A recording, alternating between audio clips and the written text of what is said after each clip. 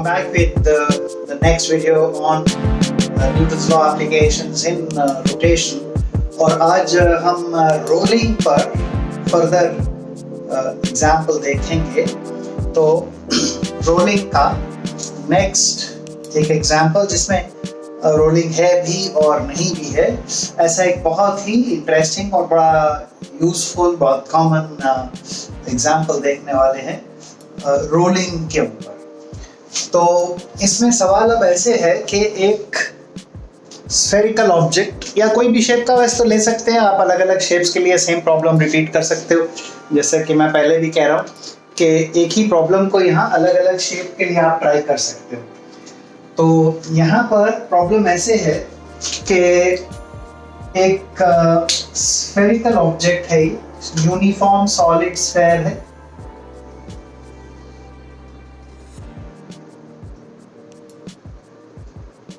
ये एक uniform solid sphere है और इस यूनिफॉर्म सॉलिड स्फेयर को रफ हॉरिजॉन्टल सरफेस के ऊपर रख दिया गया है. तो ये एक यूनिफॉर्म सॉलिड स्फेयर है, m मास का और r रेडियस का, और इसको रख दिया गया है एक रफ हॉरिजॉन्टल सरफेस के ऊपर. अब क्या है कि इस रफ हॉरिजॉन्टल सरफेस और इस स्फेयर के बीच में कोएफिशिएंट ऑफ फ्रिक्शन गिवन है म्यू. कोएफिशिएंट ऑफ फ्रिक्शन यहाँ म्यू गिवन है इन दोनों के बीच में. इसका ये रेडियस है r और मास m है. अब हमने एक सडन इंपैक्ट डिलीवर करके स्फेयर को वेलोसिटी इंपार्ट कर दी v0. स्फेयर को हमने v0 वेलोसिटी दे दी है. अब ये स्फेयर v0 लीनियर वेलोसिटी से चल रहा है, इसके सेंटर ऑफ मास की वेलोसिटी v0 है, जबकि इसकी कोई रोटेशन नहीं हो रही है. तो इसको हमने प्योर लीनियर मोशन इंपार्ट की है, कोई इसकी शुरुआत में तो रोटेशन नहीं है. So initially there is no rotation, only there is linear motion. केवल लीनियर मोशन है, कोई रोटेशन यहाँ नहीं है. ग्राउंड रफ है, यहाँ फ्रिक्शन है, और ये ग्राउंड जो है हॉरिजॉन्टल भी है. तो इस केस में अब होगा क्या कि जब ये बॉडी आगे की तरफ स्लाइड करेगी, अब देखो ये नीचे लोएस्ट पॉइंट जो है, क्योंकि रोटेशन तो है नहीं, तो पूरी की पूरी बॉडी आगे बढ़ रही है ऐसे. अब पूरी बॉडी अगर आगे बढ़ रही है तो लोएस्ट पॉइंट भी आगे स्लाइड कर रहा है. आगे की तरफ स्लाइडिंग है तो फ्रिक्शन रहेगी पीछे की तरफ, और इस फ्रिक्शन से क्या होगा कि सेंटर ऑफ मास की वेलोसिटी तो घटेगी. सेंटर ऑफ मास की वेलोसिटी जो v0 है इनिशियली, ये घटनी शुरू हो जाएगी, it will start to reduce, और रोटेशन तेज होने लगेगी. रोटेशन क्यों बढ़ेगी? क्योंकि यहाँ पर क्योंकि स्लाइडिंग फॉरवर्ड है, फ्रिक्शन है बैकवर्ड.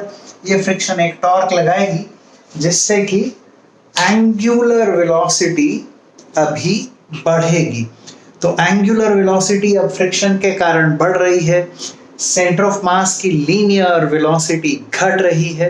ये चेंजेस हो रहे हैं.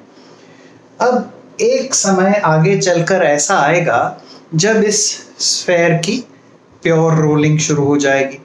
तो ये प्योर रोलिंग कब शुरू होगी, किस टाइम पे प्योर रोलिंग शुरू होगी, ये हमें पता लगाना है, पहली बात.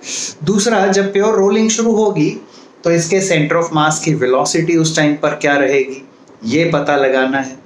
तो ये दो तीन चीजें हम वर्कआउट करने वाले हैं यूजिंग न्यूटन्स लॉज. इसको करने के और तरीके भी हैं जो कि हम बाद में एक्सप्लोर करेंगे, बट टू स्टार्ट विद अभी हम इस प्रॉब्लम को न्यूटन्स लॉज यूज करके सॉल्व कर रहे हैं. तो देखो इस पर क्या क्या फोर्सेस लग रही हैं. एक तो है mg, दूसरी यहां नॉर्मल फोर्स है, नॉर्मल फोर्स, और पीछे की तरफ है फ्रिक्शन. पीछे की तरफ फ्रिक्शन है जो कि है mu into N. Mu into N, इतनी फ्रिक्शन पीछे की तरफ ये लगेगी. क्योंकि स्लाइडिंग हो रही है, फ्रिक्शन काइनेटिक फ्रिक्शन है, तो म्यू इंटू एन ये बैकवर्ड है. इस फ्रिक्शन से क्या हो रहा है, सेंटर ऑफ मास की लीनियर वेलोसिटी घट रही है और एंगुलर वेलोसिटी बढ़ रही है। और एक टाइम आगे चल के ऐसा आएगा जब प्योर रोलिंग की कंडीशन सेटिस्फाई हो जाएगी और ये बॉडी प्योर रोलिंग करने लगेगी। तो प्योर रोलिंग जब शुरू हो जाएगी, उस वक्त इसके सेंटर ऑफ मास की वेलोसिटी हम पता लगाएंगे। कितने टाइम के बाद ये प्योर रोलिंग स्टार्ट होने वाली है हम ये भी पता लगाएंगे। तो अब देखो यहाँ पर ये म्यू एन जो है ये कितनी हो जाएगी। ये एन और एम जी एक दूसरे को बैलेंस किए हुए हैं, क्योंकि वर्टिकल डायरेक्शन में बॉडी के सेंटर ऑफ मास की कोई एक्सेलरेशन नहीं है, ये centre of mass straight line में चल रहा है। तो वर्टिकल डायरेक्शन में सेंटर ऑफ मास की कोई एक्सेलरेशन नहीं है, जिस वजह से क्या है कि ये नॉर्मल फोर्स mg को कर रही है बैलेंस। नॉर्मल फोर्स mg को बैलेंस कर रही है और इसलिए इसका मैग्नीट्यूड mg के इक्वल है। और ये म्यू n जो फ्रिक्शन की फोर्स है ये कितनी हो जा रही है, म्यू n हो रही है म्यू इंटू m इंटू जी के बराबर। तो ये फोर्सेस तो हमने सब देख ली। अब वंस वी नो के कौन सी फोर्सेस हैं, अब न्यूटन्स लॉ अप्लाई करना हम शुरू कर देते हैं। तो हॉरिजॉन्टल डायरेक्शन में इस बॉडी पर केवल एक ये फ्रिक्शन की फोर्स है म्यू एम जी। तो ये म्यू एम जी किसके बराबर है, m इंटू ACM के बराबर है। mm कैंसिल हो जाएगा, ACM क्या आया, ACM आ गया म्यू जी। ACM अब म्यू जी आ गया है और इसको जब हम इक्वेशन में सब्स्टिट्यूट करेंगे, जो स्ट्रेट लाइन मोशन की इक्वेशंस जब हम अप्लाई करेंगे उसमें ACM को हम नेगेटिव लेंगे, इस वेलोसिटी को हम लेंगे पॉजिटिव। और अगर इस वेलोसिटी की डायरेक्शन पॉजिटिव है तो इससे ऑपोजिट जो ACM की डायरेक्शन है वो नेगेटिव हो जाएगी, राइट। तो इस बात का ध्यान रखना कि हम इक्वेशंस ऑफ लीनियर मोशन में जब इस ACM को सब्स्टिट्यूट करेंगे तो इसे नेगेटिव लेना होगा, क्योंकि ये ACM बैकवर्ड डायरेक्शन में है। अब ये तो हुई ACM के अलावा अब दूसरी चीज जो हम कैलकुलेट करना चाहते हैं वो है अल्फा। तो अब सेंटर ऑफ मास के अबाउट देखो torque. In fact when in doubt, जब भी आपको कोई शक है कि आपको रोटेशन एक्सिस या फिक्स्ड पॉइंट बॉडी पे नहीं मिल रहा है, तो सीधे सीधे सेंटर ऑफ मास के about tau equal to I alpha equation आप अप्लाई करो, you can not go wrong. Centre of mass के about tau equal to I alpha equation हमेशा सही रहेगी, उसमें कभी कोई परेशानी आपको नहीं आ सकती है। तो इसके सेंटर ऑफ मास के about tau equal to I alpha वाली इक्वेशन हम अप्लाई करते हैं। देखिए सेंटर ऑफ मास के अबाउट जो है mg और n की टॉर्क्स को जीरो हो जाएंगे। तो सेंटर ऑफ मास के अबाउट mg की और n की टॉर्क्स जीरो हो जाएंगी। सेंटर ऑफ मास के अबाउट अब अगर टॉर्क है तो केवल इस म्यू एन की यानी म्यू एम जी की है। तो सेंटर ऑफ मास के about torque mu M G into mu M G की लाइन ऑफ एक्शन का सेंटर ऑफ मास से perpendicular distance mu M G times are.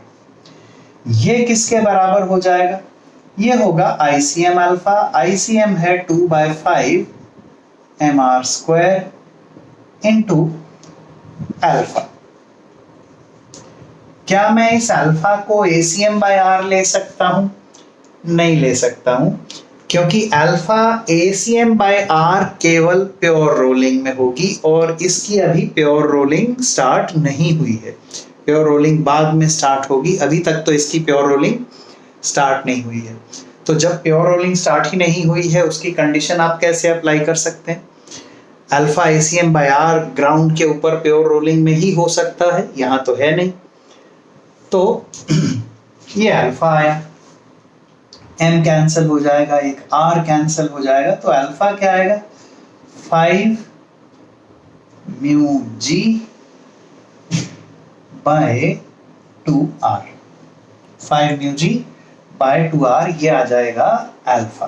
Okay, तो इसी को हम इक्वेशन 2 बोल देते हैं, उसको ना बोल के इसे इक्वेशन 2 बोल देते हैं। अब देखो ACM हमें मालूम है, तो t टाइम के बाद VCM क्या होगा? V is equal to U, U कितना है? V naught plus AT, A क्या है? Minus mu G into T.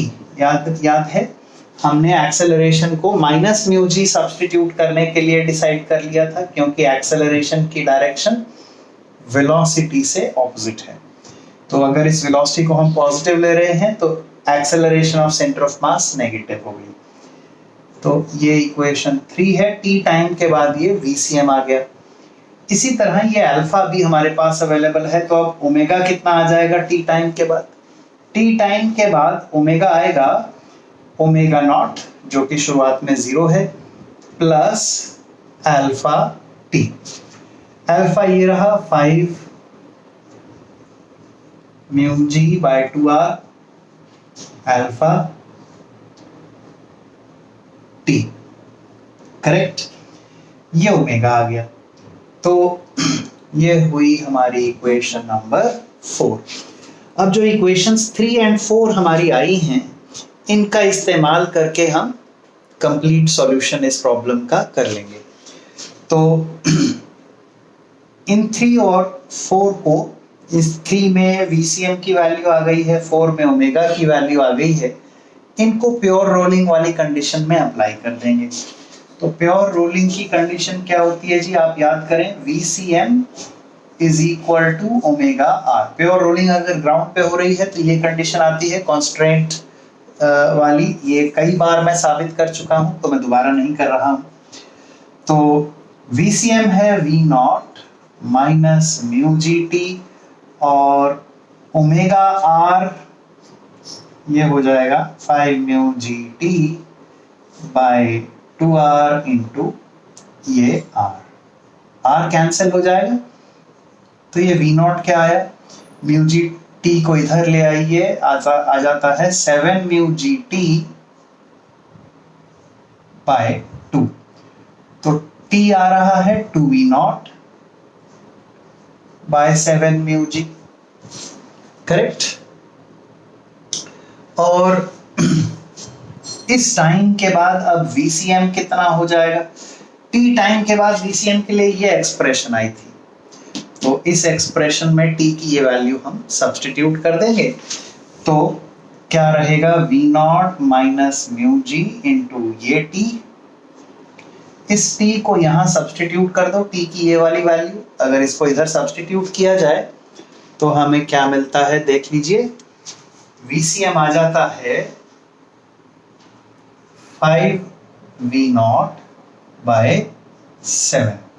तो जब रोलिंग स्टार्ट हुई तो सेंटर ऑफ मास की वेलोसिटी हो गई है 5V नॉट बाय 7, और टाइम कितना आ गया है? 2V नॉट बाय 7 म्यू जी। ये VCM और T हमें मिले हैं। अब देखो इस स्टोरी को थोड़ा सा रिव्यू कर भी लेते हैं। पहले एक बार इस स्टोरी को जरा तो दोबारा से एक बार हम रिव्यू करते हैं। क्या है कि शुरुआत में केवल लीनियर मोशन हो रही थी, रोटेशन नहीं थी। तो प्योर रोलिंग तो बिल्कुल नहीं थी। प्योर रोलिंग किसको कहते हैं? प्योर रोलिंग उसे कहते हैं जब कांटेक्ट पॉइंट की स्लाइडिंग ना हो रही हो। और कांटेक्ट पॉइंट की स्लाइडिंग कब नहीं होती है? कांटेक्ट पॉइंट की स्लाइडिंग तब नहीं होती है जब ये कंडीशन सेटिस्फाइड हो। शुरुआत में ये VCM जो है ये तो है V नॉट और ओमेगा 0 है, तो शुरुआत में ये कंडीशन सेटिस्फाइड नहीं है। V नॉट VCM के इक्वल है और ओमेगा 0 के इक्वल है। लेकिन फ्रिक्शन की वजह से क्या हुआ है कि ओमेगा अब बढ़ने लगा और VCM घटने लगा। तो ओमेगा बढ़ता चला जा रहा है और VCM, ओमेगा बढ़ता चला जा रहा है और VCM घटता जा रहा है। शुरू में ये ज्यादा था, ये 0 था, अब ये घट रहा है और ये बढ़ रहा है। बढ़ते बढ़ते इसके बढ़ने से और इसके घटने से आखिरकार दोनों इक्वल हो गए, और जैसे ही दोनों इक्वल हुए प्योर रोलिंग की कंडीशन सेटिस्फाई हुई। तो ये प्योर रोलिंग की कंडीशन हमने VCM की और ओमेगा की वैल्यूज के ऊपर, ये VCM ये ओमेगा, इनकी वैल्यूज पर हमने ये कंडीशन अप्लाई कर दी, हमें मिल गया है टाइम। टाइम मिल गया, टाइम की उस वैल्यू को मैंने यहां सब्स्टिट्यूट किया इस जगह, तो मुझे VCM मिल गया, और इसी VCM को अब R से डिवाइड कर दोगे तो ओमेगा भी मिल जाएगा, जिससे कि प्योर रोलिंग अब हो रही है। तो ये बेहद सिंपल प्रॉब्लम थी प्योर रोलिंग की, जिसमें कि शुरुआत में रोलिंग नहीं हो रही, लेकिन कुछ टाइम के बाद रोलिंग हो पाई है। एक प्रॉब्लम और लेते हैं जो कि JEE एडवांस्ड के एग्जाम में किसी जमाने में आई थी। बहुत बढ़िया प्रॉब्लम ये भी है, इसको देखिए और समझिए, फिर हम इसे सॉल्व करेंगे। तो ये मैं इरेज कर दे रहा हूँ। नेक्स्ट प्रॉब्लम अब लेते हैं। रोलिंग के ऊपर आप लोग जितने प्रॉब्लम्स की प्रैक्टिस कर लें उतनी ही कम है। तो रोलिंग पे मैं कोशिश करूंगा कि आपको काफी एग्जांपल्स हाईलाइट करके मैं दिखाऊं, जिससे कि आप लार्ज वैरायटी ऑफ प्रॉब्लम से एक्सपोज हो जाएं और आपको डिफिकल्ट से डिफिकल्ट प्रॉब्लम हैंडल करने में भी बाद में प्रॉब्लम ना आए। That is my intent.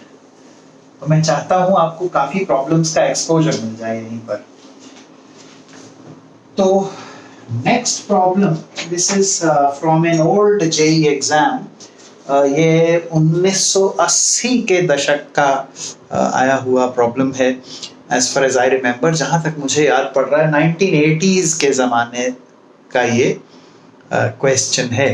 Exactly कौन सा ईयर ये तो याद नहीं है, but it was a very good problem when it appeared in the JEE. Very novel, very interesting problem. देखिए क्या है ये।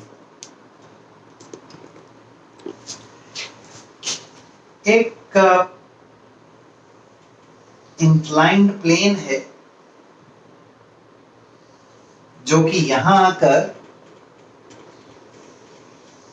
एक सर्कुलर ट्रैक में बदल जाता है। ये जो सर्कुलर ट्रैक है इसका रेडियस R है, और यहां 6R हाइट से हमने एक यूनिफॉर्म स्फेरिकल ऑब्जेक्ट को रिलीज किया। एक सॉलिड यूनिफॉर्म स्फेयर को यहां से हमने रिलीज किया। ये किस तरह का ऑब्जेक्ट है? Solid spherical object. तो uniform solid sphere of radius R and mass m, ये गिवन है। इसका जो ये रेडियस है, इस ट्रैक के रेडियस कैपिटल R से बहुत बहुत छोटा है। ये इंफॉर्मेशन प्रोवाइडेड है, ठीक है। तो अब ये 6R हाइट से प्योर रोलिंग करते हुए आता है, और जब ये सेंटर वाले हॉरिजॉन्टल लेवल पर यहां पहुंचता है, जो ये ट्रैक है ना, ये सर्कुलर ट्रैक है, वर्टिकल सर्कुलर ट्रैक। इस वर्टिकल सर्कुलर ट्रैक के सेंटर वाले हॉरिजॉन्टल लेवल पर जब ये बॉल पहुंच जाती है, उस समय हमें कुछ चीजें पूछी गई हैं। ये बॉल मान लीजिए यहां पहुंच गई, तो ऑब्वियसली ये एक सर्कल में घूम रही है। इसका ये जो सेंटर ऑफ मास है, ये ऐसे एक सर्कल में घूमेगा। Let me demarcate that circle for you. वो सर्कल कुछ ऐसे होगा।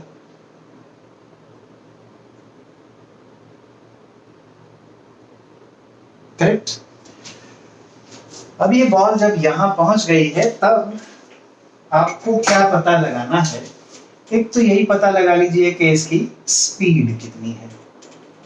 इस समय इसके सेंटर ऑफ मास की स्पीड कितनी है, इसके ऊपर नॉर्मल फोर्स कितनी है ये भी बता दीजिएगा, और इस पर फ्रिक्शन कितनी एक्ट कर रही है। टैंजेंशियल होगी ऑफ कोर्स, वो फ्रिक्शन कितनी है ये भी बताना है। So you have to tell normal force, friction and velocity of centre of mass at this instant here. तो देखिए जी, यहां जैसे जैसे ये बॉडी घूम रही है, ऑफ कोर्स ऊपर जाते वक्त क्या है कि इसकी स्पीड तो कम ही होगी, क्योंकि पोटेंशियल एनर्जी गेन कर रही है तो काइनेटिक एनर्जी लूज कर रही होगी। तो सेंटर ऑफ मास की जो एक्सेलरेशन है वो नीचे की तरफ रहेगी। ये बात इस प्रॉब्लम को सॉल्व करने के लिए याद रखनी जरूरी है। So keep track of this point here. अब देखो, ये बॉल जब यहां से यहां पहुंच रही है, इस पूरी मोशन के दौरान इसके ऊपर फ्रिक्शन एक्ट कर रही है। लेकिन जब प्योर रोलिंग हो रही है, मैं यहां आपको डायग्राम बनाकर दिखा देता हूं। ये जब प्योर रोलिंग करते हुए नीचे आ रहा है, तो जो इसका कांटेक्ट पॉइंट है, इसकी किसी भी इंस्टेंट पर जो वेलोसिटी है, ये इंक्लाइंड प्लेन है।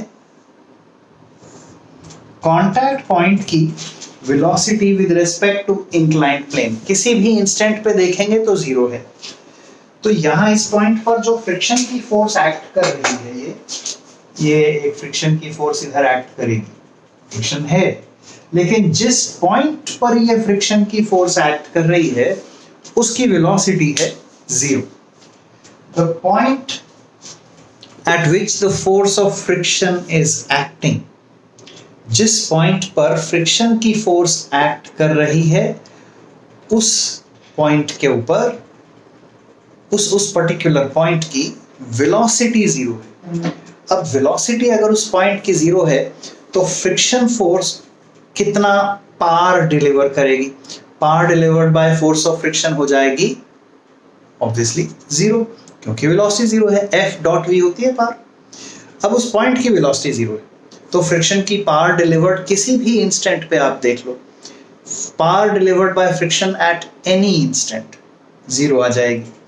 और अगर फ्रिक्शन की पावर हर इंस्टेंट पे मोशन के जीरो है, तो इसका मतलब फ्रिक्शन का वर्क डन जीरो है।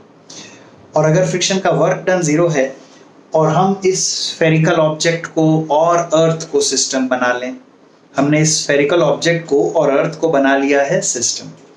ये स्फेरिकल ऑब्जेक्ट प्लस अर्थ अगर सिस्टम है, और इस सिस्टम पर कोई एक्सटर्नल फोर्स तो अब है नहीं जो वर्क कर रही हो, कोई इंटरनल नॉन कंजर्वेटिव फोर्स भी वर्क नहीं कर रही, मतलब कि फ्रिक्शन वर्क नहीं कर रही, अभी मैंने साबित किया।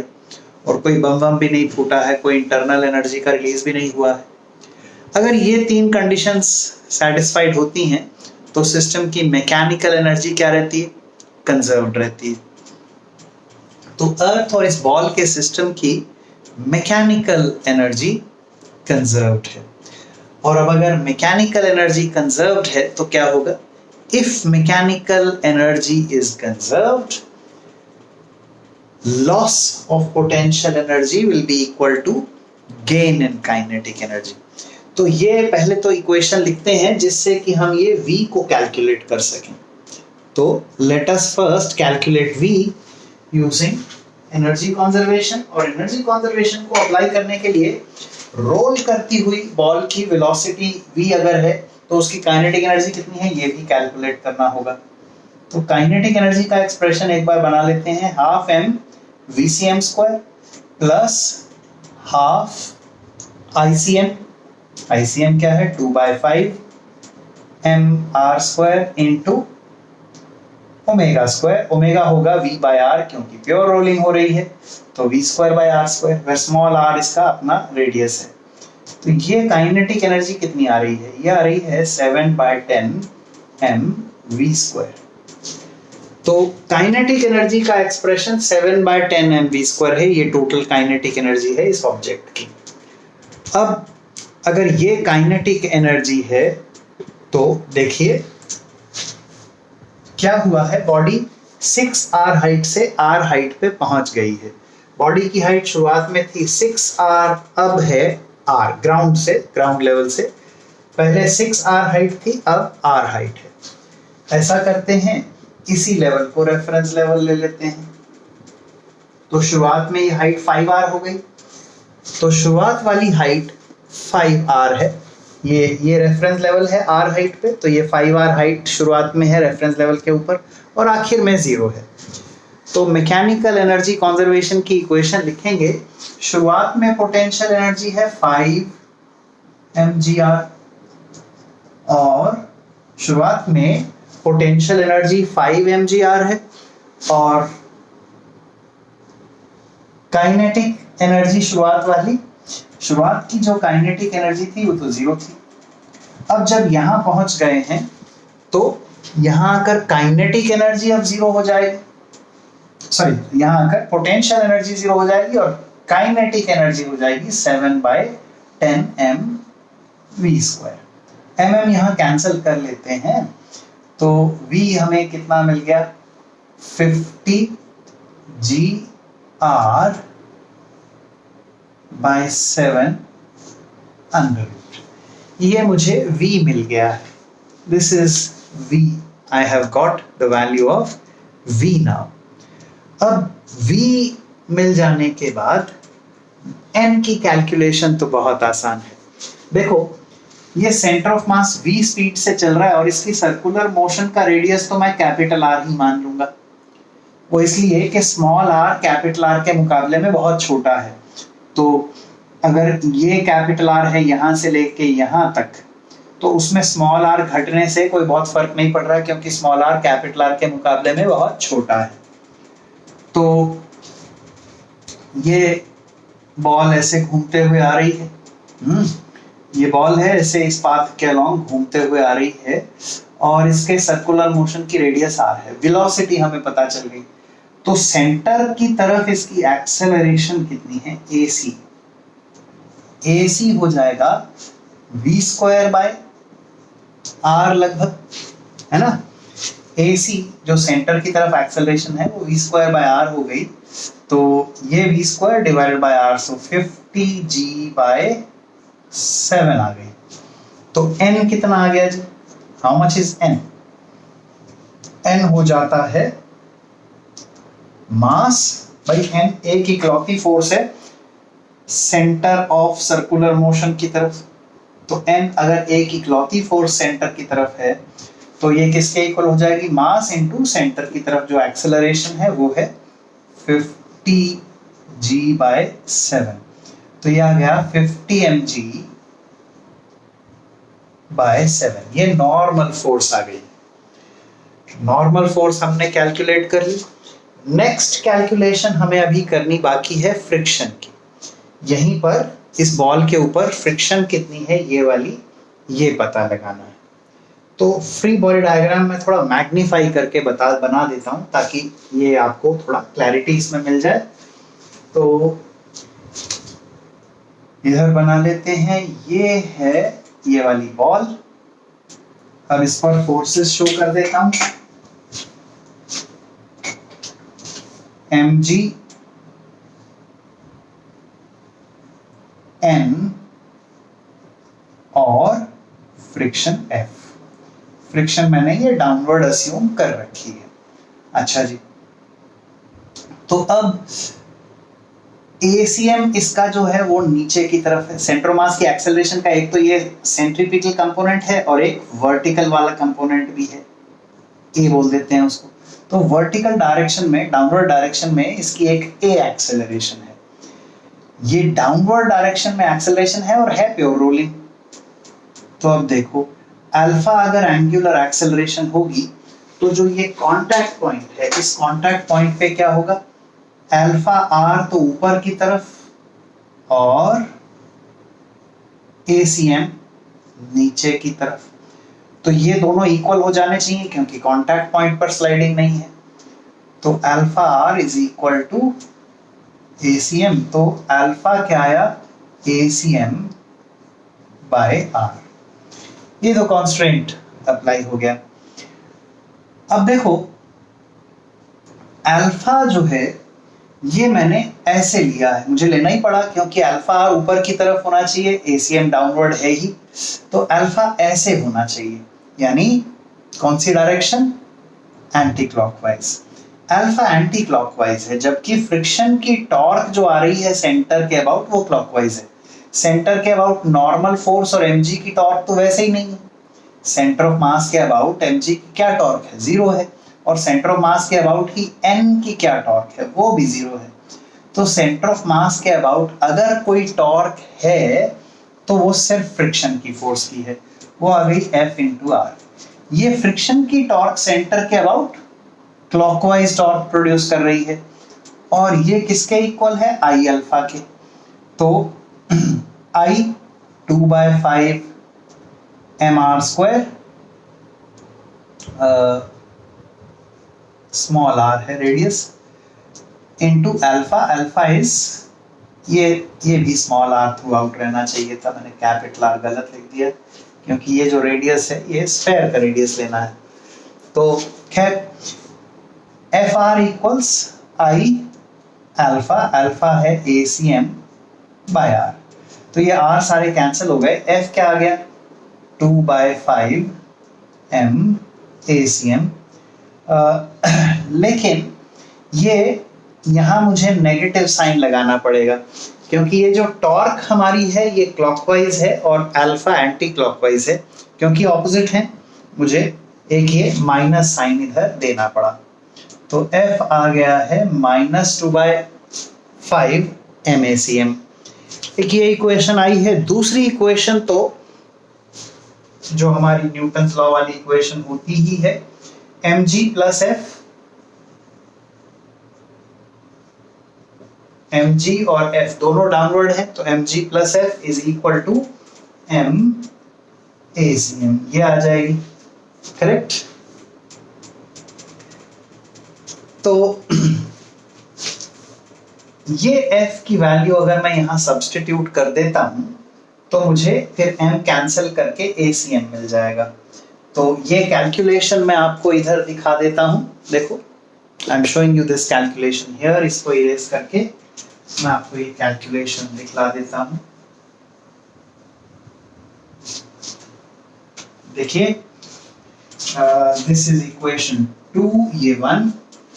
तो पहली इक्वेशन से f दूसरे में सब्स्टिट्यूट किया, mg -2/5 MACM is equal to MACM। m through out cancel हो जाएगा, तो g क्या आ गया 7/5 MACM, 7/5 ACM, और ACM मिल गया 5g/7। ACM आपको मिल गया करेक्ट, ये आ गया है ACM, ACM मिल गया। फिर नेक्स्ट आपको क्या चाहिए था, फोर्स ऑफ फ्रिक्शन। तो इस ACM की वैल्यू को यहां सब्स्टिट्यूट कर लीजिए, आपको F भी मिल जाएगा।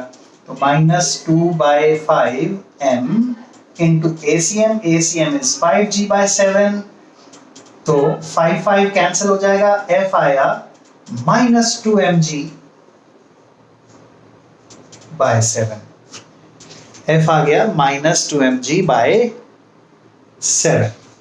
ये फ्रिक्शन की फोर्स आई है राइट। तो जो फोर्सेस कैलकुलेट करने के लिए हम निकले थे, जो भी कैलकुलेशंस हमने करनी थी, ACM, N, फ्रिक्शन, ये सारी कैलकुलेशंस हम कर पाए हैं। तो ये प्रॉब्लम जेई में आया था 1980s के ज़माने में। So quite an excellent problem, बहुत अच्छी इसमें आइडियाज़ कवरेज है।